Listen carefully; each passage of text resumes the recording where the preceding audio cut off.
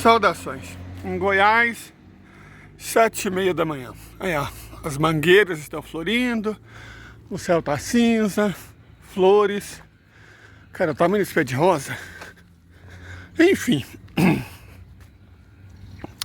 eu gostaria de falar aqui sobre uma coisa que tem passado batido. Os Estados Unidos, o poder dos Estados Unidos e o poder do capitalismo financeiro decorrem de duas coisas. A primeira e mais importante é a emissão de moeda.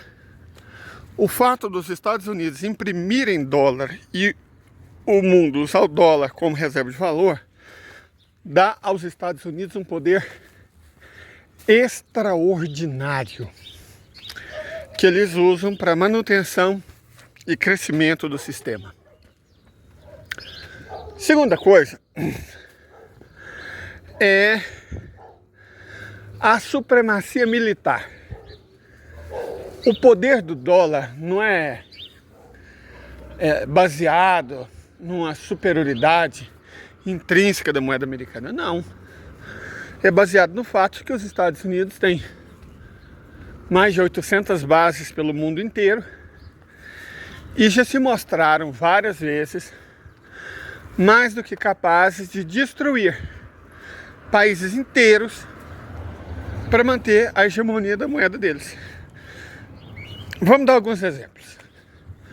A guerra do Vietnã, provocada por pretextos falsos, o falso ataque da Baía de Tonkin, ataque de falsa bandeira, ela não foi bem para a preservação do sistema. Ela foi para a preservação do poder dos Estados Unidos. Agora, a guerra do Iraque não. A guerra do Iraque, travada contra Saddam Hussein, de fato aconteceu quando Saddam Hussein disse que venderia petróleo em euro, certo? Foi o que aconteceu, foi o que selou o fim dele. A guerra contra Muammar Gaddafi, da Líbia, aconteceu quando Muammar Gaddafi propôs aos países africanos a criação de uma moeda escriturária, tipo o SUR, proposto na América do Sul, moeda escriturária, lastreada em ouro e petróleo, e não mais em dólar. Então, nessas ocasiões em que o dólar foi ameaçado, os Estados Unidos, ou os lacaios dos Estados Unidos, não faz tanta diferença assim, impuseram guerras com destruição total sobre os países desafiantes. Então, gente, araras, ó. Elas não são daqui. Elas vêm de algum lugar. Essa é a época que os coqueiros babassuas enchem de coco. Então elas vêm do lugar onde elas se escondem para nossa região atrás de coco. Mas voltando ao assunto.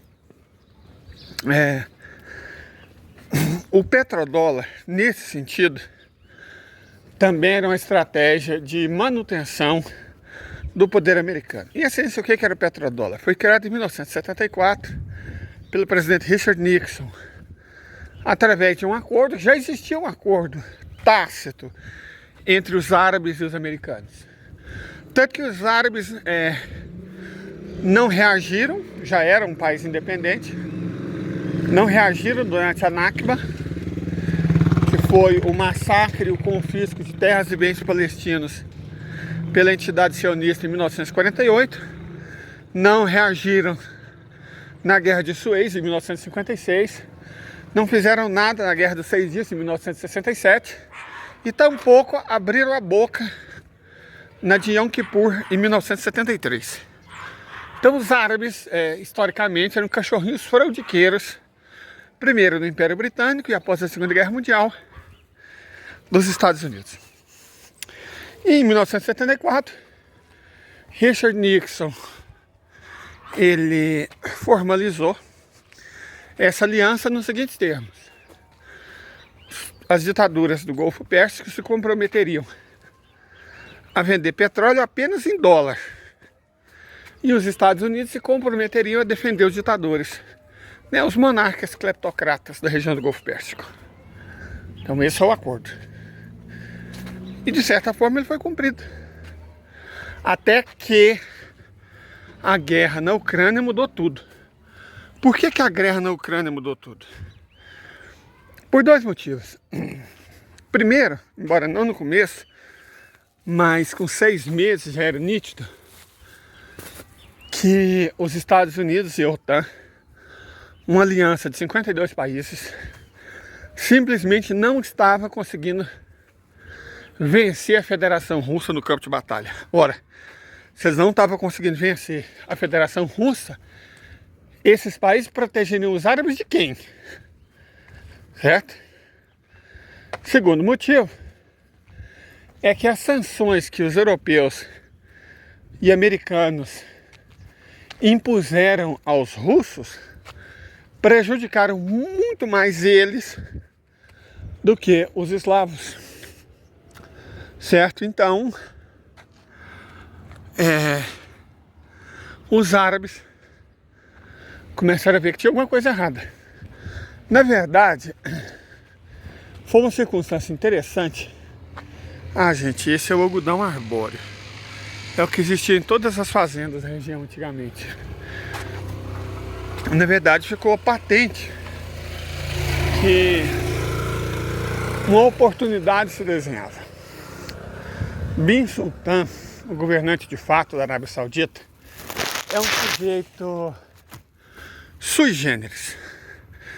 Diferente do pai dele, do avô dele, do bisavô dele, que aceitavam bem o papel de cachorrinho fraudiqueiro do Ocidente, ele tinha ideias diferentes. Ele chegou a estudar na Rússia, ele fala russo, estudou, claro, no Ocidente, conhece os dois lados e entende a humilhação que os árabes têm passado nesses 100 anos. Ele compreende bem e não gosta dela. Ele é um homem orgulhoso. Mais do que isso, ele é um homem determinado. Ele leva os princípios de Maquiavel extremamente a sério. Se existe um governante no mundo hoje, você fala, bom, qual governante é mais afim às ideias de Maquiavel? Bin Sultan. Podemos falar que afim às ideias de Sun Tzu, temos o Xi Jinping. E afim às ideias de von Clausewitz, temos o Vladimir. Certo? Então, o Bin Sultan, ele entende que os Estados Unidos não são amigos de ninguém. Os Estados Unidos não tem amigos, não tem parceiros. Os Estados Unidos têm interesses e lacaios. O papel da Arábia Saudita era de lacaio dos Estados Unidos. Então, soma-se um homem jovem, com uma visão diferente do futuro dos árabes e dos muçulmanos, com um fator prosaico. Ele odeia o Biden.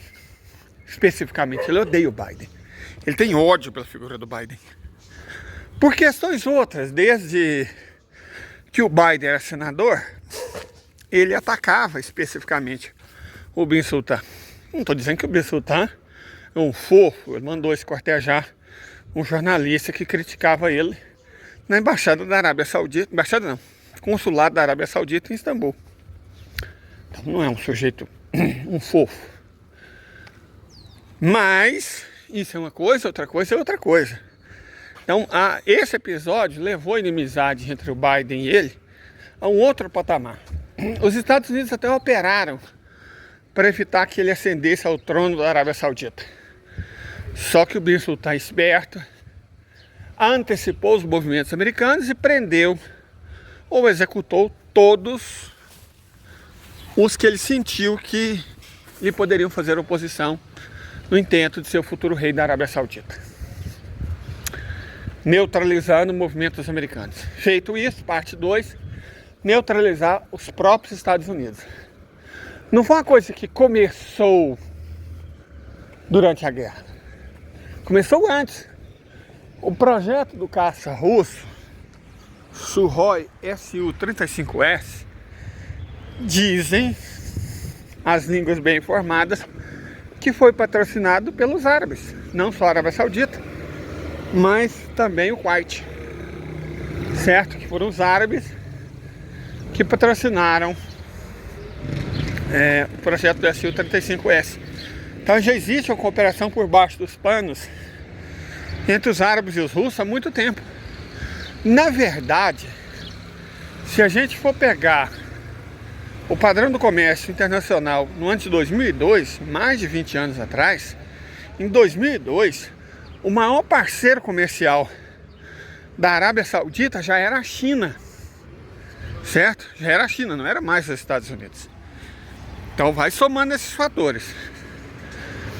O comércio entre a China e a Arábia Saudita apenas cresceu a partir desse ano, a partir do ano de 2002, certo? Então hoje, de longe, a China é o maior exportador e o maior importador da Arábia Saudita. Isso foi livrando os sauditas da influência dos Estados Unidos. Bom, ato contínuo, a oportunidade surge.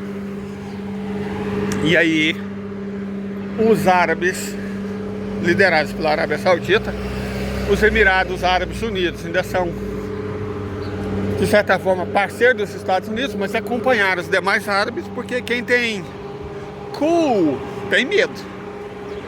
Então, eles acompanharam a Arábia Saudita no movimento de se afastar dos Estados Unidos e do dólar americano.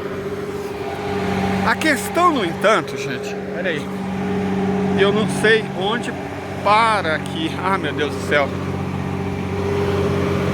No outro celular eu sabia. Eu tô com medo de apertar o botão errado e parar a gravação sem querer. Cadê aquele caminhão barulhento ali, ó?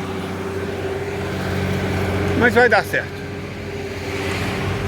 Bom, voltando. A questão aqui é a seguinte: as condições foram colocadas, as peças foram colocadas no xadrez. E os jogadores, quais são os jogadores? Os players. Bin Sultan da Arábia Saudita, Ali Khamenei do Irã, Vladimir Vladimirovich da Rússia, Xi Jinping da China. E cada vez mais o presidente da Indonésia, esqueci o nome dele, e o Modi da Índia, certo? O Lula tem um papel mais interessante que merece um comentário à parte, um vídeo à parte. Então, começou o jogo para destronar o dólar, e aí sob a liderança intelectual de Sergei Glaziev, e os Estados Unidos. Aí de acordo com os interesses do Putin, do Xi Jinping e do Ali Khamenei. Mas por que os Estados Unidos tentam tão desesperadamente impedir esse movimento? Porque a sobrevivência deles está em jogo. Imagina o seguinte: toda a economia dos Estados Unidos é fundada no dólar, que é a moeda nacional. E é fundada no fato de que o dólar pode comprar qualquer mercadoria do mundo inteiro, mesmo sem ter o valor intrínseco. Vocês entendem o poder extraordinário da moeda americana? Ela não é lastreada em ouro, nem em prata, nem em nenhuma riqueza ou produção industrial. Não é lastreada em nada. E mesmo assim, ela pode comprar qualquer mercadoria do mundo inteiro. Na prática, ela é um meio legal de sancionar o roubo. Certo? É um meio legal de sancionar o roubo. Simples assim. Se o dólar perde esse poder, aí as coisas complicam muito. Deixa o mestre Leiter explicar por que as coisas se complicam muito caso isso aconteça. Gente, os Estados Unidos têm um sistema bancário que domina o mundo, um sistema financeiro que domina o mundo. Na verdade, é essa elite anglo-saxã, né? Sistema bancário do Reino Unido e dos Estados Unidos, a City de Wall Street, que domina o mundo, capitalista pelo menos. Toda a riqueza desses bancos está numerada em dólar ou em moedas que são mais ou menos lastreadas em dólar. A libra, o euro, o franco suíço. Se o dólar deixa de valer, isso significa que o valor das empresas americanas também desaparece. Vamos pegar, por exemplo, o senhor Mosca, o Elon Musk. O Elon Musk supostamente tem centenas de bilhões de dólares de patrimônio, não é? Agora imagine que esse dólar vira farelo e passa a não valer nada. Você sabe o que significa? Que a fortuna do senhor Elon Musk passa a não valer nada. As empresas americanas têm ações cotadas em dólar. Se o dólar deixar de valer, elas deixarão de valer. Elas perderão valor. Mais do que isso, os Estados Unidos não têm reserva em moeda internacional. Se os países deixarem de aceitar o dólar, eles vão comprar o que eles precisam, e eles têm que importar muito mais de $1 trilhão por ano. Com que moeda? Hein? Com que moeda eles vão comprar? Se eles só têm dólar, só aquela que eles imprimem. Se o dólar não valer nada, eles vão ter que fazer igual todos os outros países do mundo, entregar uma parte das riquezas em troca da riqueza dos outros, que é o comércio justo. Só que riqueza eles têm? Já que transferiram as indústrias tudo para a China, para a Ásia, para o México. Eles não têm mais capacidade industrial. Eles não têm mais riqueza. Eles transferiram, eles venderam. Eles só têm dólar. Riquezas naturais? Não tem. São os maiores importadores do mundo desse tipo. Riquezas energéticas? Tá, são os maiores produtores de petróleo do mundo, mas as reservas deles daqui para frente só para trás. Vão cair, vão cair, vão cair, vão cair. O que eles vão fazer? Eles não têm mais produção. Se eles não tiverem mais como importar, o que os Estados Unidos da América vão fazer? Correto? O que os Estados Unidos da América vão fazer? Se isso acontecer, eles não têm o que fazer. Todo o sistema, todas as empresas, todos os bancos, tudo erguido pelo dólar, vai cair quando o dólar cair, incluindo os próprios Estados Unidos da América e, quiçá, o capitalismo internacional. É isso.